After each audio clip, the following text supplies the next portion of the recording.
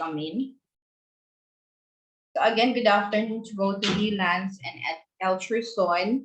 So for this afternoon session for the week, we're just gonna continue on the industry part, and I know because we have difficulties from the last meeting that we have, technical na mga incompatibilities with our reports and also mga connections. So most of the reporters have just recorded their audio to explain you this. And I guess we stopped last time on, I think, limited connectivity. So that's also one of our problem right now.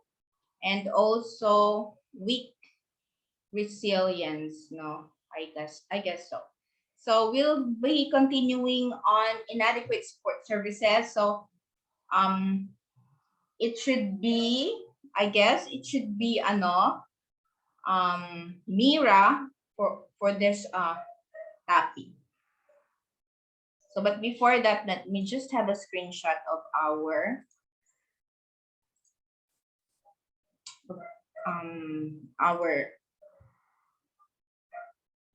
10, 8. Okay, so to start with, let me play the audio for Mira.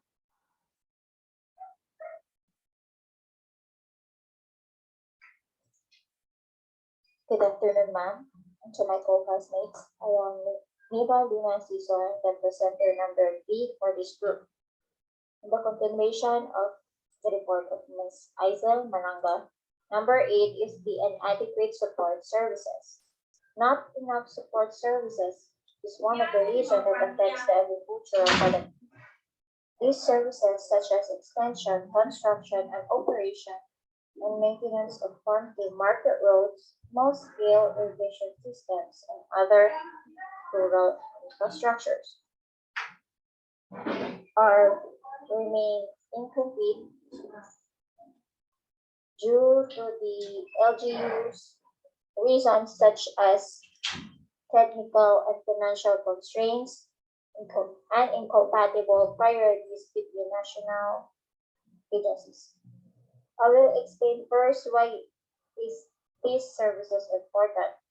Like for example, according to economic profiles of Samar Island, agriculture has a great contribution in the island's economy, where 90% of the total land area is devoted to coconut, corn, and other crops production. Mostly may nga crops na agad sa mga bukid nga area na lisod agdian o i-approach. Kay tungod dili pa sementado ang dalan or wala pa nahuman mostly. Mao nang importante to have an access to extension and roads. Because maayo ning tabang yun sa mga farmers na improve ilang paminabuhi, which enable them to have a better opportunities and capitalize market access. That is why lack ang support ani sa mga LGUs, because mostly of the project for infrastructure, it has a long process for proposal and bidding. At nag-depend po sa budget na ihatag sa national government. Wala po nakabalo giyon sa pag-budget sa LGU or yung sa nila pag-handle. Maunang parehas sa hitabo sa may Mumbai irrigation project na wala yun na naman. Next slide, please.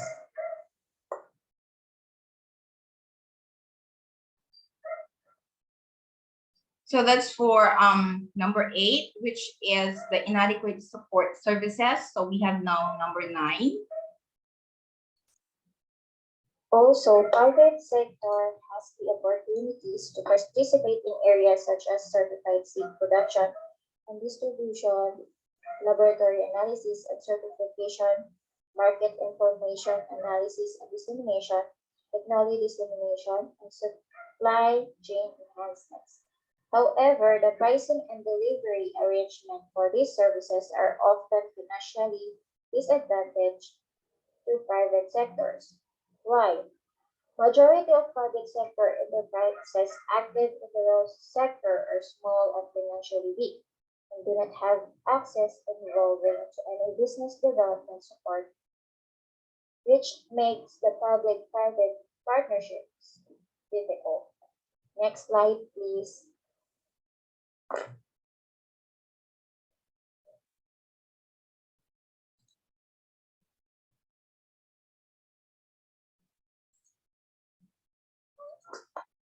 Two other critical factors have added to the low productivity. First is lack of access to credit by poor households and small and medium-sized enterprises, where the basic role of credit in agriculture is to provide capital para ma-acquire this kind of or any kind of productive assets, land, or machinery for farmers. Credit provides the means for many farmers to adjust their operations to keep up to the constant changes, and by doing so, to improve their operations. Number two is inadequate diffusion of agricultural research due to funding shortages and inappropriate implementation arrangements, which means lack of support financially or technically to innovation, which means through innovation, we can create new practices and ideas to improve and expand our knowledge to modern agriculture. Next slide, please.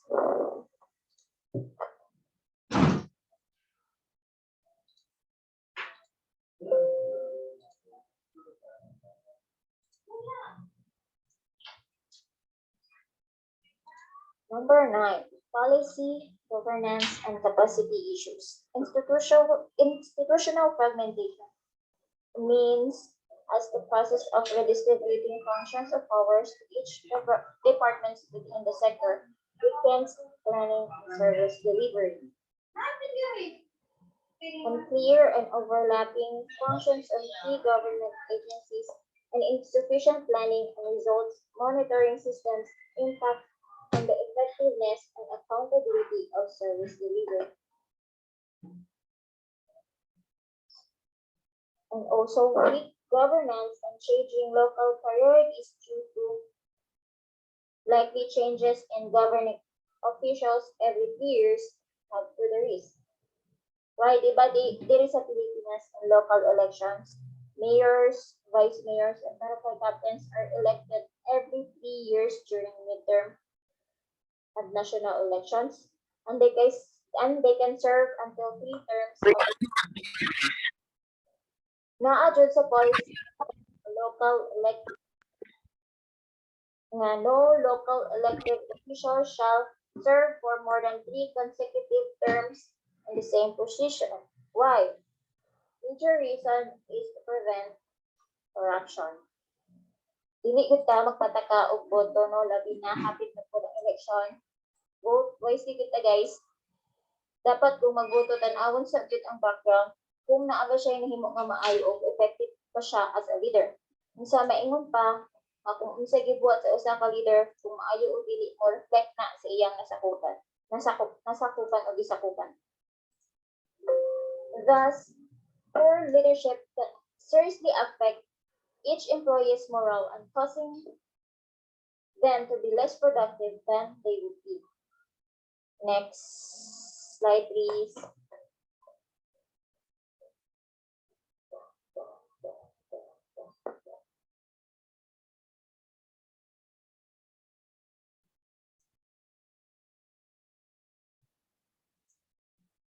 The three primary departments involved in the sector are the Department of Agriculture, Department of Agrarian Reform or DAR, and Department of Environment and Natural Resources or DNR.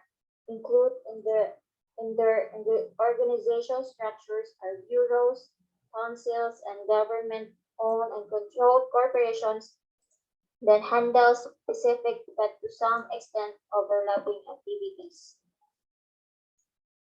So next slide, please.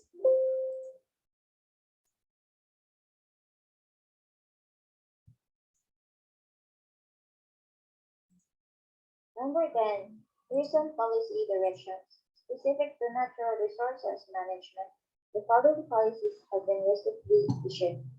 Number 1 is the Executive Order Number 23, declaring a moratorium on the cutting and harvesting of timber in the national forest.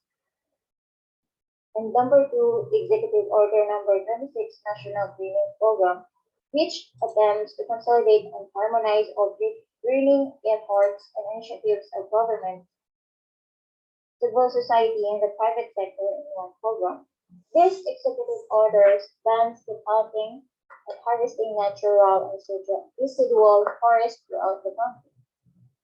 It also requires the DNR to implement a forest certification system in accordance with the United Nations standard or guidelines to ascertain the sustainability of legal resources of chain of custody of timber and wood products nationwide.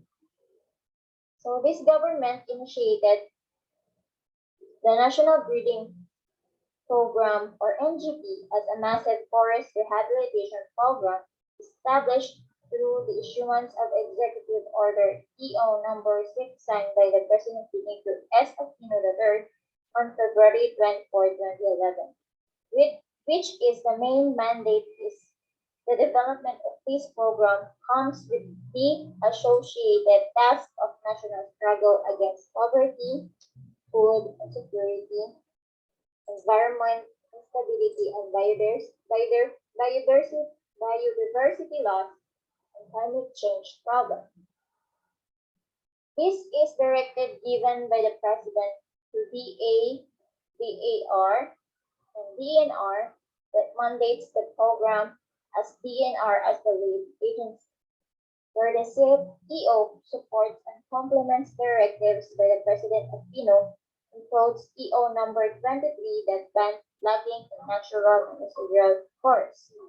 However, the disadvantage of this currently new policy under the DA and DAR and DNR union is mainly like there are stepping this matter urgently just to bring back the already exhausted forest in the Philippines at its prime since 2011.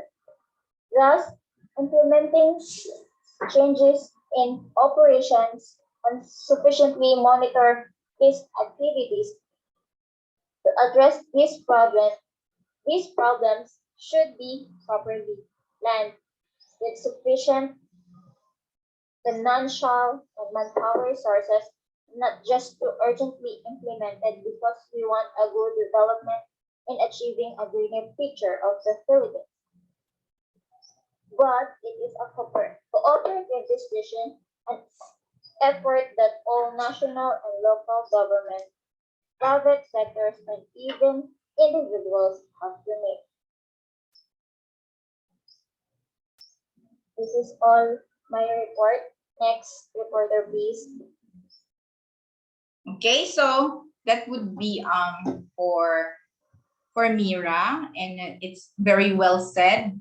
No, and but Mira, I guess it's not yet here in the room. So we'll just proceed with the next reporter, which is, I guess, Lance. Sino ba, Novi, ang next? Novi? Si Lance ba? Lance.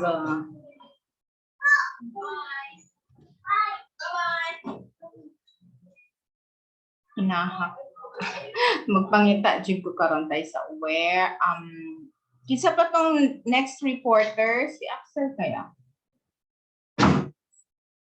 Si Axel ata sunod, no? 14 na slide for presentation. Tama ba ko? Am I correct? Novi, can you hear me? Novi? Okay, anyway, So let's just play for Axel. Good afternoon, ma'am. Good afternoon, classmates. I'm Axel Genius, and my topic number 14, rural infrastructure development. In our rural areas, population density is very low. Many people live in a city or overnight. In our rural areas, there are fewer people in their homes and Wait lang, businesses murag. are located Wait a far moment. Murag dili si Axel, no? Murag si Lance siguro to. Oh no. Si Lance.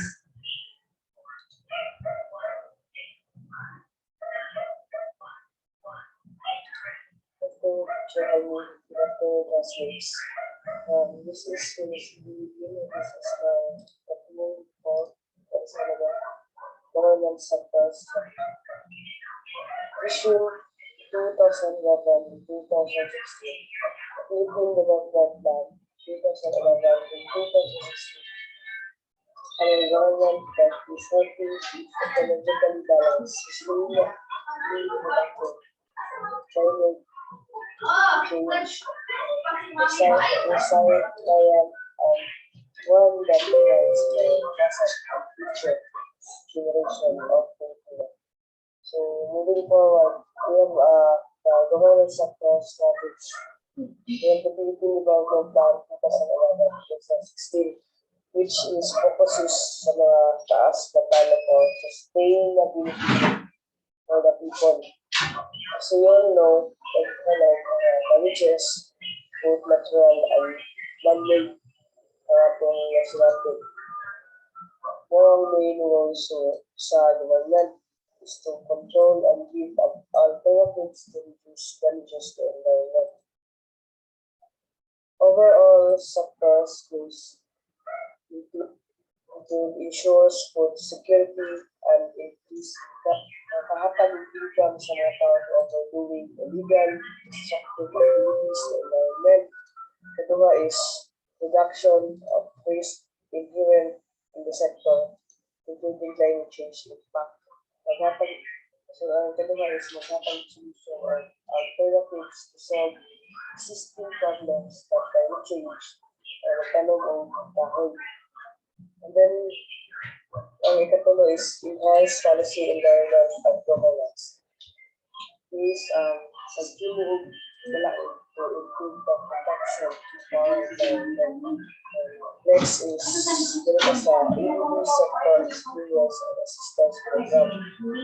From 2003 to 2009, Asian Development Bank or ADB approves $112.8 million of project loans and $5.4 million of technical assistance or aid to the sector.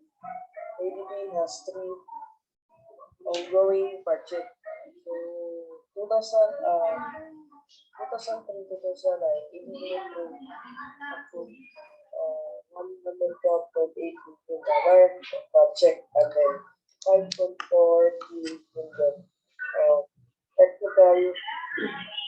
technical assistance and to support the different projects. Mga target sector aim at improving the well-being of poor and marginalized groups in agrarian reform areas.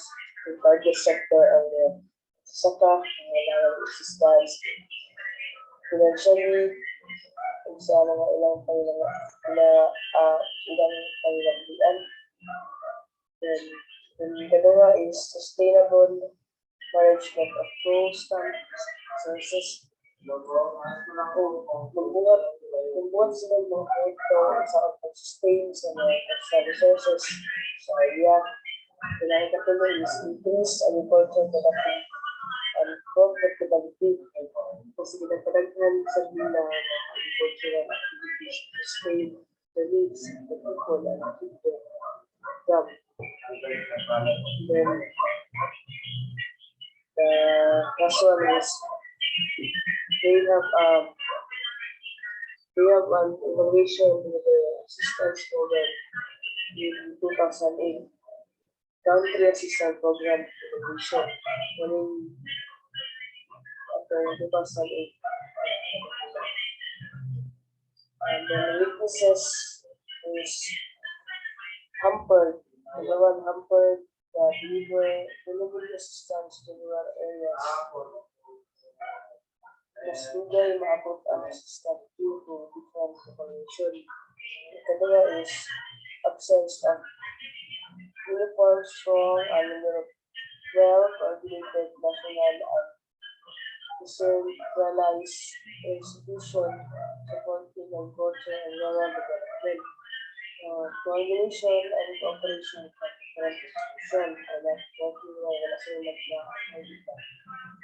Then ang katuloy is recurrent funding constraint at the LGU level.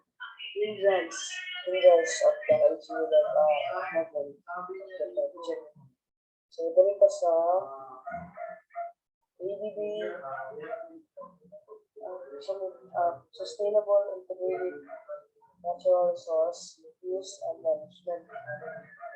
ADB primary objectives to enhance the state of the ecosystem and natural resources. ADB primary objective mostly on how to invest the money. So, ano ba niya, invest priorities is number one, URB or urban river basin. And then ang dalawa is major river basin cover large production areas. So ang dalawa is agriculture. So ano niya, agricultural lands to large production capacity or to cover large number of beneficiaries. So number three is highly degraded urban basin. So fix and provide alternatives to degraded urban basin. So ang ikaapat is coastal and marine resources that are highly at risk and influenced by the biotic urban river basin. So sustaining the affected coastal and marine resources that are at risk of the said URB project. So walang to ang report. So Ali and classmates. Salamat sa Okay, thank you, Lance. I guess Lance is here, but I'm so stupid kasi supposedly naaata ni Kuan. Ni PowerPoint, but I use instead the real paper, no? Naragani akong ingon no pastilan na ako. Anyways. Yes, ma'am. Mauna mong PowerPoint, ma'am. Sorry. Okay lang, ma'am. Sige, magbasa, ma'am. So I guess we will have the last reporter on number 14. Tanga magkukuba. Wala po ni mo giingnan ko, Lance. Okay, so let's hear Axel ata.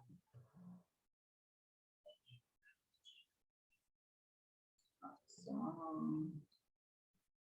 where are you?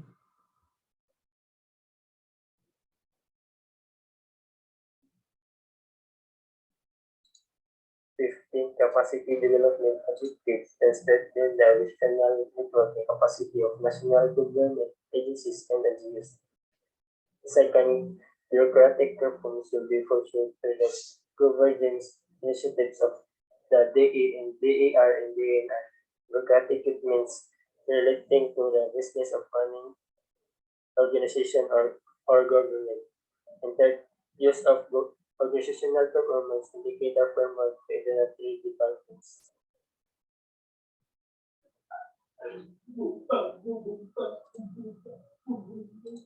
Capacity development. There are processes through which individuals, organizations, and societies obtain and strengthen and gain the capabilities to save and achieve.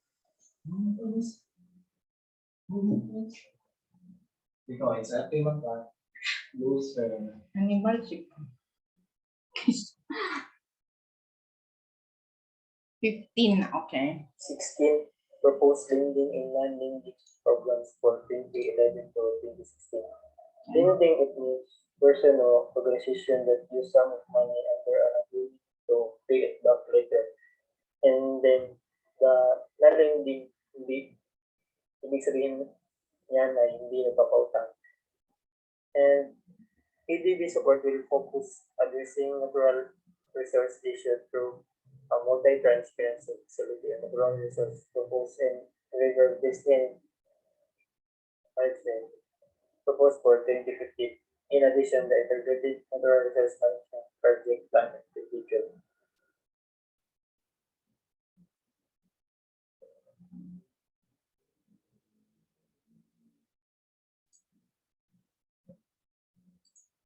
Lending and non-lending program comprise TAE support for multi-tranche financing facility. Budget preparatory capacity development TAE. Multi-tranche, this is a loan for other than program or sector development program loans. Ang purpose ano ba to allow the investors to instruct their investment earning and income to match their cash flow needs. And also, ina-allow dyan po nilang investor who need to cash sooner and buy a shorter maturity investment.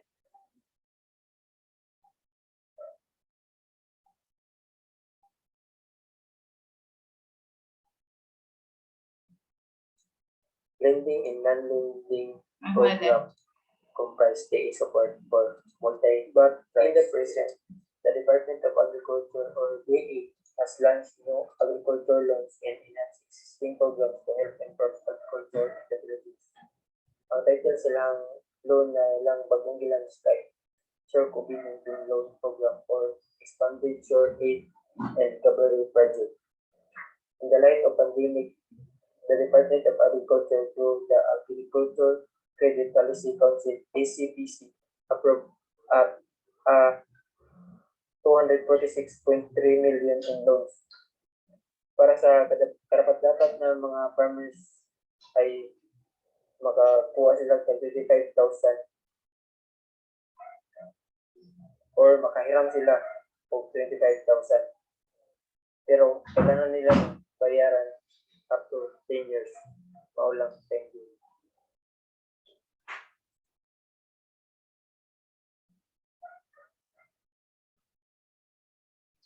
Mo na ba to?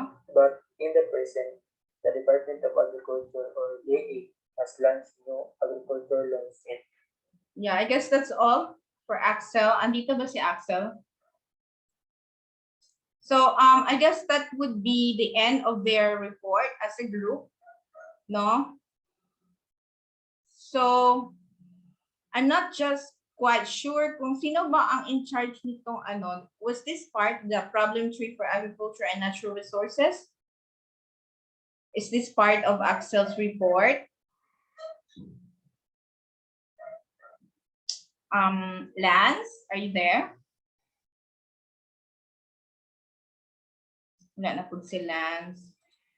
And also, wala po si Axel. So, most probably they're done with their report, no? And they have covered well, and based on their PowerPoint presentation, no, it's been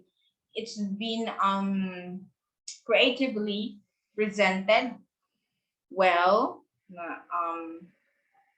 but still we have 10 minutes for questions and clarifications, but I'm afraid they're not here to answer the questions except for Novi, but Novi is done already last time, no, nag-Q&A na pa with Novi.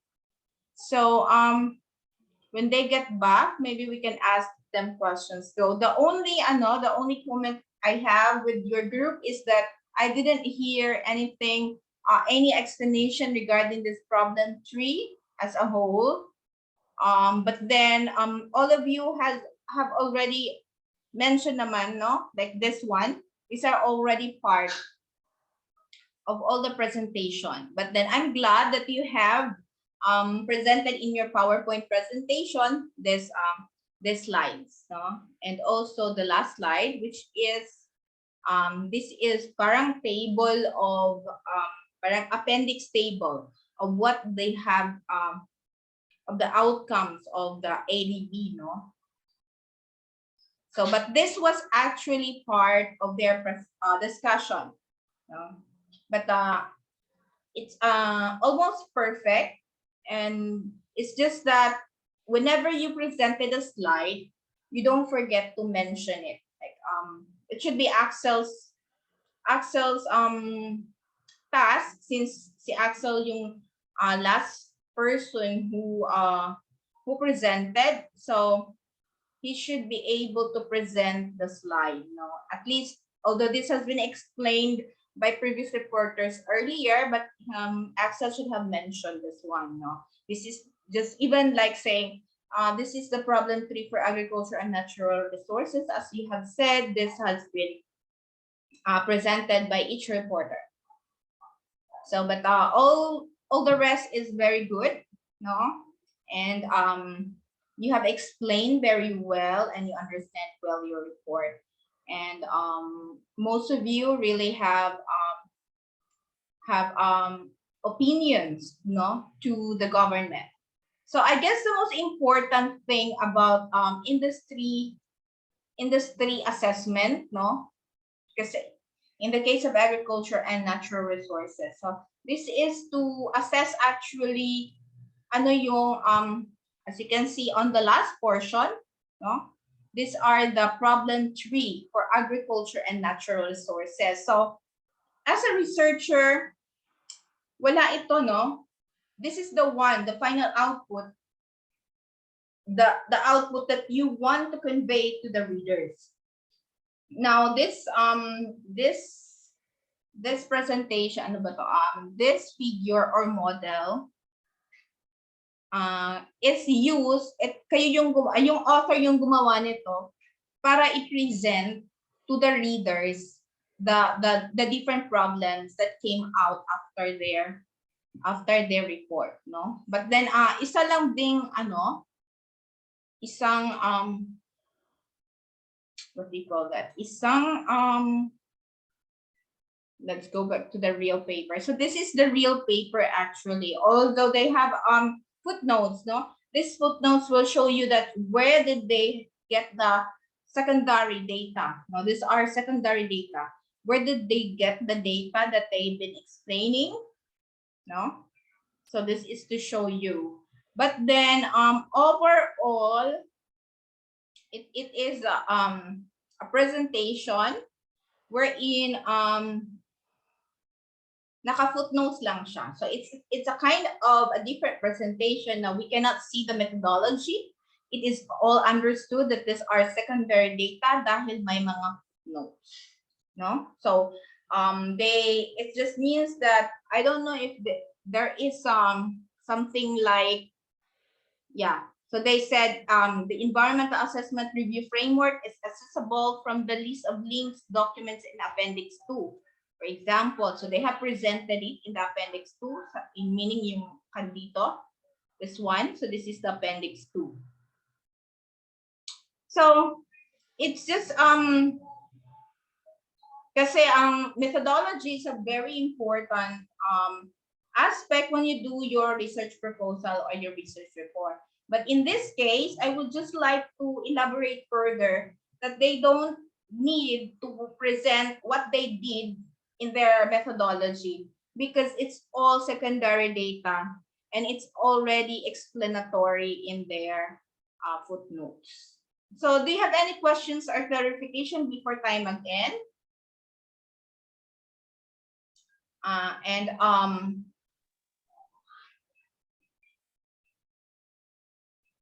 May mga tanong kayo? Wala po. Yes, John Ray. Wala po. Ma'am, Yes, Novi. wala po, ma'am. Okay. Ikaw ang you're included in the group Nob, no? Hindi po. Hindi po kasali si Novi. Ma'am, group 5 po ako, ma'am. Ay, sorry. Sige, kung ingog si Novi. Kinsa na nito? Si Si Vanessa. Vanessa. Vanessa. Si Vanessa na ito. Sorry. So thank you very much for attending our session this afternoon. And I hope to see you again next MWF na naman next week. And who will be the next reporter? Gane? Sila Sarah ba? Sila Sarah? Yes po, ma'am. Sila Angel po at Shera. So I please have a recorded video presentation. Although ayaw na lang tong i-insert ninyo ang audio dito kasi dili pud siya dili siya technically compatible with my laptop, no? So better you really make a video like a Zoom. So pwede mo mag-Zoom. Kabalo naman mo unsa pag-record sa Zoom kanang ikaw lang mag-isa. And then i-record nimo, no? I-record nimo sa Zoom and then automatic na kung naamoy laptop, automatic na siya nga ma-record sa inyong documents, no? My documents and then na-zoom dara, no? Automatic din na siya folder naka-record na siya dara. But then if you don't have laptop, you can use your cell phone. Naamoy screen recorder or screen recording. Yes, Mouse. ma'am. You can use the screen recording with voice, no? Kasi using like you are going to make a room in your messenger, mag-call ka, no? Maybe kamo nga group mag-call mo then mag-share screen.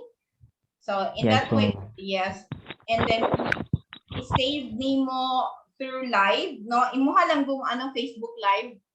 Pero ang the disadvantage na kay makitaan ka sa kanang mga friends nimo nga nag-live ka. Kay mag-save man nimo pag mag-live ka. Pero actually pwede nimo i-share ang imuhang live sa atong Facebook group. No, if you want.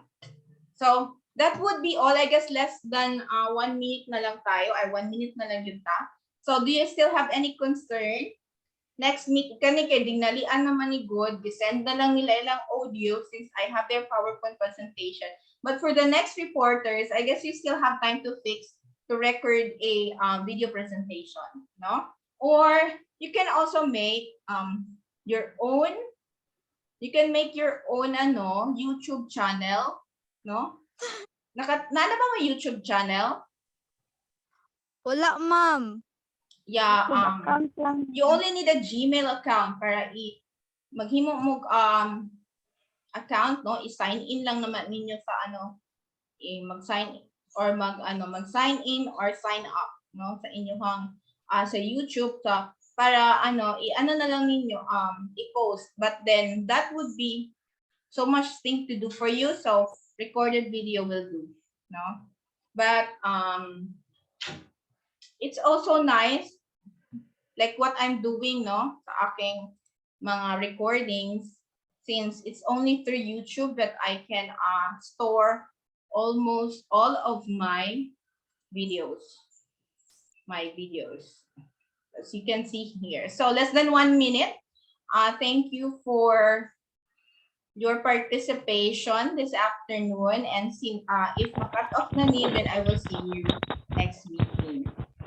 Thank you po, ma'am. Thank you, Jacqueline. Thank you, Novi. And John Thank you. Ray and Jeneline. So as you can see here, nandito yung lahat ng mga videos ko. No? And it's only for